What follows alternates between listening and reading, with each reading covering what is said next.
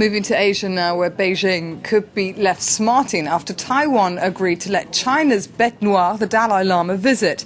The Tibetan spiritual leader is set to visit the island as part of a sympathy meet to bring comfort to the thousands of people who recently lost loved ones, as well as possessions when Typhoon Morakot ploughed through the island. To find out more, let's go straight to our correspondent Henry Morton, who joins us on the line from Beijing.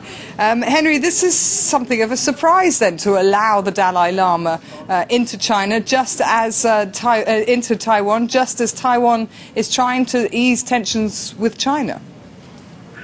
Well, yes, very much so. President Ma's cornerstone policy since he's come to power last year has been building closer links with the mainland, trying to reduce tensions across the Taiwan Strait. And indeed, he actually refused permission for a similar visit by the Dalai Lama last year. However, this is very much about domestic politics. The Taiwanese leader coming in for some strong criticism at home for his slow response to the typhoon. His popularity ratings now down to about 20%. And this invitation, I think, a way to try and divert his critics for the time being at least. Ma following up on an invitation made by 7 mayors from the pro-independence opposition Democratic Progressive Party to the Dalai Lama to visit the worst hit areas. That invitation made earlier in the week. Now, the Taiwanese government doing its best to limit any fallouts with the mainland. They're emphasizing very strongly that this will be a humanitarian visit and very much far from a political one.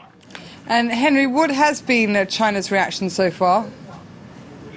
Well, no official response as yet, although Beijing usually strongly condemns any government that welcomes the Dalai Lama. Beijing, though, expected to temper its criticism in this particular case. The government here knows that any strong condemnation of the visit would play in the hands of opponents of President Ma, who has sought, as I said earlier, to ease the tensions across the Taiwan Strait. Ties between the two sides greatly improved in the last year.